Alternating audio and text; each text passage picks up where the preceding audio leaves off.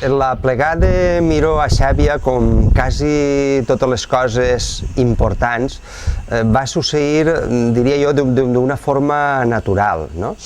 Ell ja coneixia Xàbia i a través d'una gestió en un amic comú, no xaviero de naixement, però sí un enamorat d'este poble, que és el que sol ocorrir en quasi totes les persones que venen a Xàbia, no? Al final acaben enamorant-se de Xàbia i fent-la el seu poble d'adopció.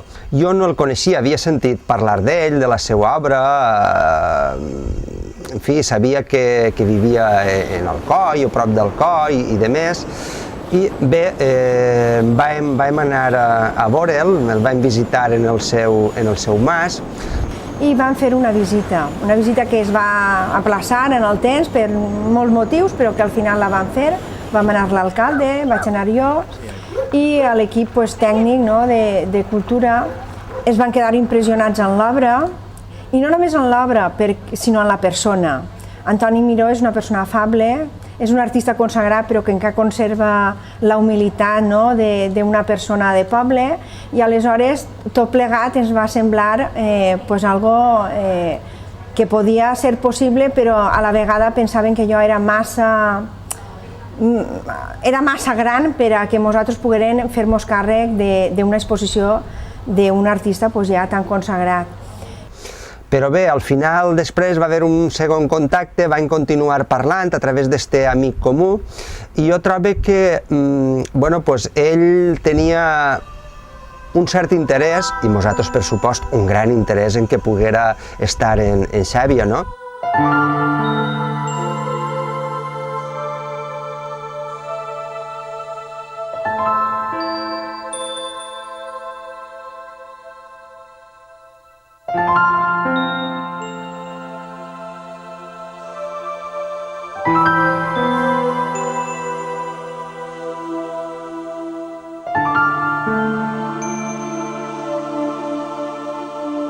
Per mitjà d'un amic d'Alacant em van contactar, la regidora, l'alcalde i els tècnics de cultura de l'Ajuntament de Xàbia per a concertar una visita, veure el mas i proposar-me fer l'exposició, que molt a gust vaig acceptar.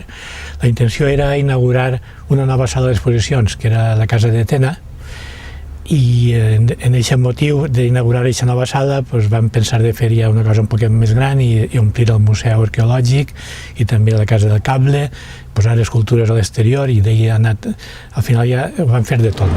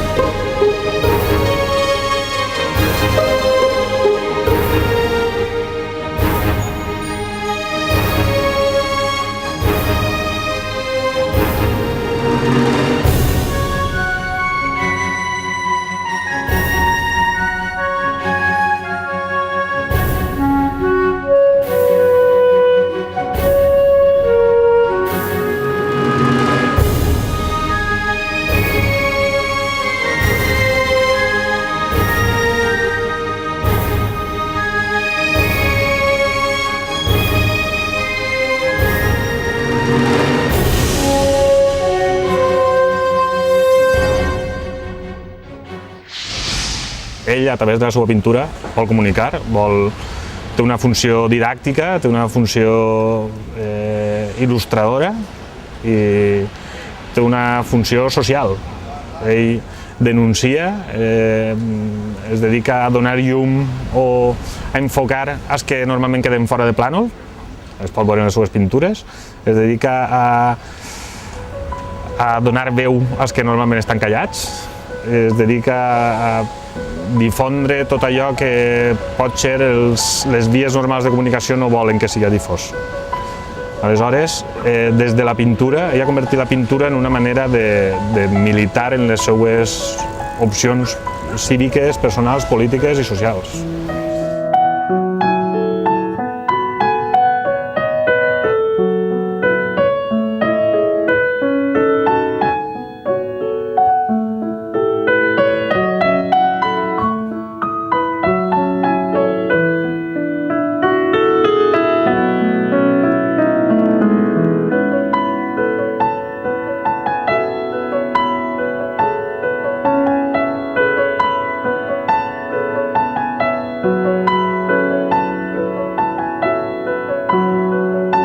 mi jo crec que el que ella ha fet en el Sopalmo, que de fet era un mas mig derruït i que tot era un erm, i el que ella ha construït allà en un bon gust extraordinari, en aquella immensitat també tan gran com és genial, és com ell viu en un museu. I això te diu molt de la persona, aquestes coses, perquè això s'ho ha fet ell solet, I després la manera com treballa, l'ordre matemàtic en què està, la música que escolta mentre treballa, el que treballi de nit, mentre tothom dorm, que ningú no el molesti. I a més a l'exterior és d'una bellesa natural, però molt cuidada, perquè ell va per les seues possessions i cull una fulleta de terra que li fa nosa, que és extremadament ordenat. És un paisatge alcoià, encara que sigui el terme d'Ibi, és un paisatge molt alcoià, perquè a més es veu molt territori des d'allà, no? Jo vinc d'un silenci antic i molt llarg, de gent que va alçant-se des del fons dels segles, de gent que anomenen classes subalternes. Jo vinc d'un silenci antic i molt llarg.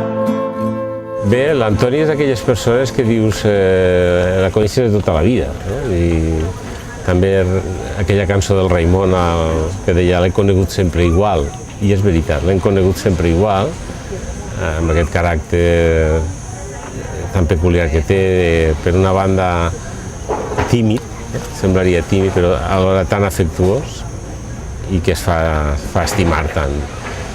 I és d'aquelles referents personals que podríem dir, els matemàtics dirien un invariant.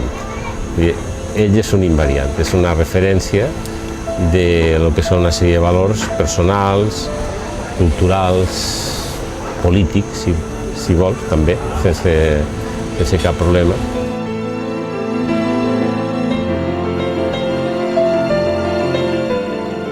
El Toni Miró és un esperit jove, és un esperit lliure, i això dona una alegria immensa.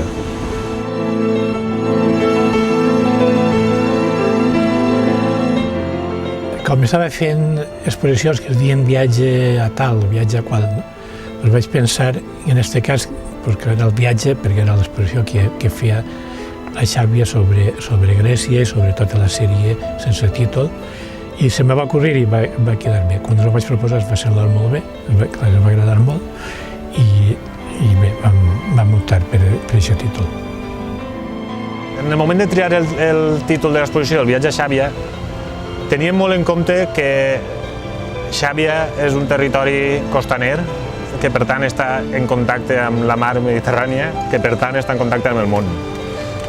Aleshores, Xàbia és un territori que està encaramada sobre el mar i que està en contacte amb aquest vincle de cultura que és la Mediterrània.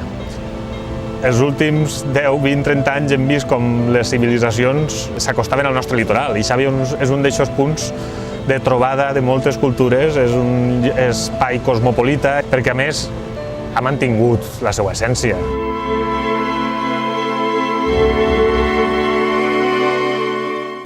Bé, m'ha sorprès en aquest cas, el mar sempre el sorprèn d'alguna manera, perquè per molt que l'imaginés sempre n'hi ha alguna cosa inimaginable. En la sèrie anterior, que es deia Vivatge, que vaig estar des dels anys 90 fins al 2000, per primera vegada començava a incluir mars o boscos o núvols o paisatges de la natura, perquè la sèrie es tractava del mig ambient i la denúncia del deteriorament ambiental i tot això. Però ja m'ha sorprendre perquè el vaig incluir entremig de moltes bicicletes, que les bicicletes el deixaven veure el paisatge de fons. I el mar en aquest aspecte em va sorprendre moltíssim. I ara m'ha passat una mica el mateix quan van portar les escultures a Xàbia, les van col·locar en terra i veies una cosa i me s'ha ocorrir alçar-les una mica, posar-les damunt del banquet i va canviar absolutament. Allò ja va ser definitiu, perquè l'escultura tenia vida, moviment, era impressionant. Aquestes són les visions de la mar que sempre, fins que no estàs en el lloc o estàs rodejat o estàs immers, no te n'adones i que sempre hi ha una visió nova i una visió distinta i una visió viva. A ell li agrada apropar l'art a la gent, i quan més punts d'unió amb la gent o quan més punts de contacte amb la gent hi ha gent, millor. Per la mateixa raó suposo que haurà volgut treure les escultures al carrer, perquè això és una manera de treure l'art i de que la gent s'acostume a tindre cert esperit crític i s'acosti a l'art i no li perga la por i trencar amb el mite aquell de que l'art ha d'estar dins de les sales d'art, que el que hi ha que fer és treure al carrer l'art i aconseguir que hi hagi una interacció entre l'espectador i les obres. Jo Xàbia la coneixia mínimament, no com ara, la coneixia una mica, no? Uns quants anys havia estat anant com a mínim una o dues vegades a l'estiu, sopar alguna nit amb alguns amics que tinc a Xàbia, o sigui que sempre havia tingut una mica de contacte que ha estat superat en intensitat en estos últims mesos degut a aquesta exposició que ha sigut gran i a més per el ressò que he tingut.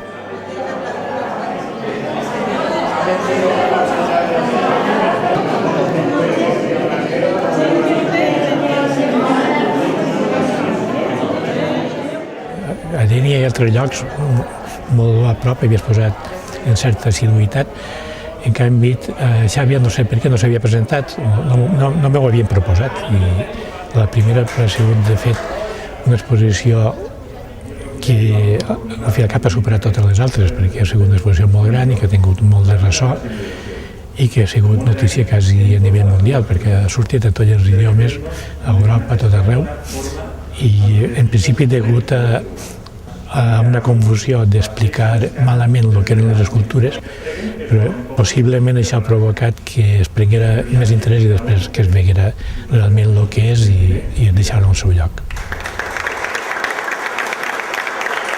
La nostra relació és una relació des d'adolescents, d'una gran amistat. O sigui, nosaltres sí que hem tingut amistat, tenim amistat, és a dir, som personatges que es vegem contínuament, parlem de les nostres coses, parlem sobre la crítica de l'art, parlem sobre qüestions d'història, i contínuament estem molt en contacte. Per tant, aquesta qüestió, jo alguna volta li comentava, estic fent una cosa que a mi m'agradaria que un dia veure tu l'obra allí, aquestes coses. I mira per on les coses han sigut així. És a dir, que aquest dia sigui un dia doble, fer dobleta dona i jo, és fantàstic. Perquè Toni ho conec, bueno, nosaltres érem dos xavals, l'etapa de la nostra adolescència, en realitat, érem dos xavals insòlits, un poc insòlits. Una de les coses que també m'ha fet il·lusió era exposar en la sala d'exposicions del Museu Arqueològic, perquè el museu l'havia fet el Manolo Vidal, que és un íntim amic meu de tota la vida, que tenim molta relació i que hem fet moltíssimes coses junts i que ell va participar també en el grup Alcoiart, més com a teòric, però també en alguna participació arquitectònica, i és una persona a la qual aprecio moltíssim i que el poder estar allí en el seu museu m'agrada moltíssim, i més en una sèrie com la sèrie de Grècia, que és la que s'exposa allí, que a més li va bé. Veles i vents han mos desig complir, faen camins dubtosos per la mar. Mestre i ponent contra d'ells veig armar, xaloc llevant los deuen souvenir, amb llurs amics lo grec i lo mitjorn, fent humils precs al ventre muntanal. Home, jo amb el Toni ens coneixem des de l'any 63 o una cosa així, i en el 64 que es feia una pleca a Bocairent, ara nosaltres vam arribar abans i vam entrar, i després la Guàrdia Civil va posar i ja no deixaven entrar a més gent. I ell va poder entrar perquè portava un quadre i aleshores va dir que anava a entregar-lo i no sé què. Vam estar parlant d'aquells inicis i després ens hem anat veient al llarg de tots aquests anys i coincidint en alguns moments, en alguna exposició, en algun recital, i bueno, amb el Toni, sí, fa molts anys que ens coneixem i que ens estimem mútuament, sí, sí. Ja records correran, cercaran amagatalls secrets, fugint al mar on són nodritxe fets. La versatilitat, perquè jo l'he vist al llarg dels anys fer coses molt diferents, ara mateix això, i jo trobo aquesta apertura a tot el que es fa i jo trobo que això està molt bé en el Toni. I a més és perfeccionista i tot això es nota en la seva manera de treballar. Vull dir, és una persona que està sempre viu, per dir-ho d'alguna manera. Xavi, jo vinc i estic allà dalt, entre la Granadella i Torrembolo, i allà jo estic molt bé, m'agrada molt, i després tinc gent aquí que coneguem ja de fa anys i ens vegem i aquestes coses, estic bé, jo Xavi estic bé. De fet estaria més a gust aquí que no amunt i avall, sí. Mas jo no creu que mon voler sobrats busca ésser per tal de partiment. Amb la Casa de Tena vam obrir l'exposició d'Antoni Miró, va ser l'inici d'aquest edifici i d'esta casa com a sala d'exposicions. Esta sala està destinada a ser un centre d'arts on les diferents manifestacions artístiques puguen compartir i puguen anar desenvolupant les seues activitats. I també és un centre expositiu que juntament amb la sala permanent que tenim al museu, que de manera puntual anem utilitzant per a diverses exposicions, i la Casa del Cable, tenim un recorregut on podem realitzar activitats com la que van realitzar l'Antoni Miró i de les quals en tenim programades per l'any que ve. Això li dona una certa vitalitat i també dona un cert recorregut cultural i artístic i dona peu a poder fer exposicions monogràfiques d'artistes ja consagrats i fer un recorregut per la seva obra i per la seva vida.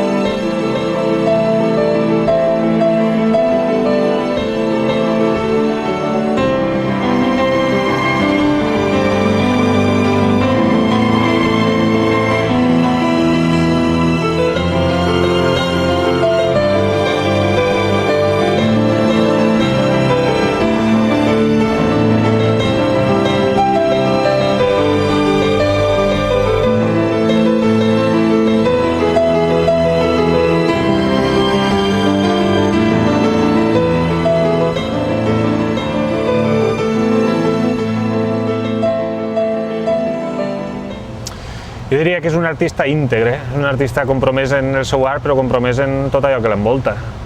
Vull dir que al llarg de la seva carrera ha decidit quines passes anava a donar, saps? Doncs persones com Antoni Miró són les que et demostren que no tens per què renunciar a res, que es pot ser fidel als teus pensaments i a les idees que consideres justes sense haver de renunciar a res i, a més, aconseguint una carrera artística professional de molt èxit.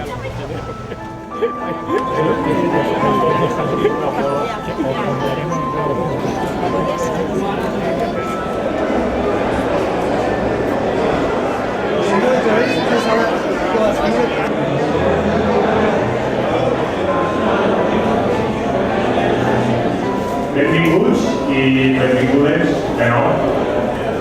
Ara que ens trobem capposats al país d'Antoni Miró, hem de dir que dintre d'aquestes fronteres, com hauran comprovat ja alguns de vosaltres, algunes coses canvien. Els objectes i les formes ens parlen, ens sedueixen amb missatges que adquireixen noves formes semàntiques que potser sempre hem tingut, però mai no havíem mostrat.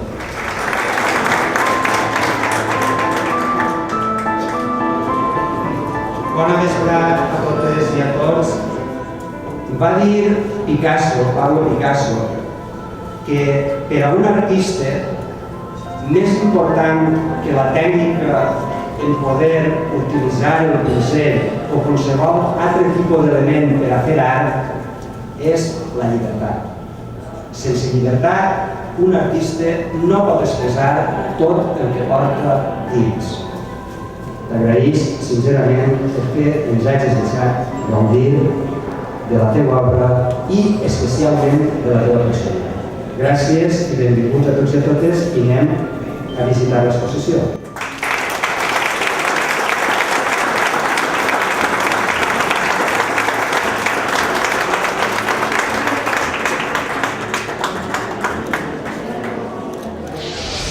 No sóc jo massa tècnic en el tema de la pintura i del món de l'art, però en qualsevol cas sí que recordes aquestes coses importants que han succeït en el teu poble o que alguna volta has sentit contar. I bé, si per a un pintor la llum és algo importantíssim, jo recordava, inclús li comentava d'ell, que Xavi ja va ser Sorolla el que va ressaltar aquesta luminositat tan especial que té. I bé, no sé si fruit d'aquest comentari o fruit de que Toni és un artista i coneix l'espai i coneix com i de quina manera incardinar l'obra en una realitat social com en aquests moments és Xàbia. Bé, doncs l'obra de Miró va viatjar a Xàbia, va ser un èxit, l'Ajuntament hem quedat molt satisfets i molt contents d'haver-lo tingut entre nosaltres i que l'obra de Miró haver pogut abraçar el Mediterrani des de Xàbia.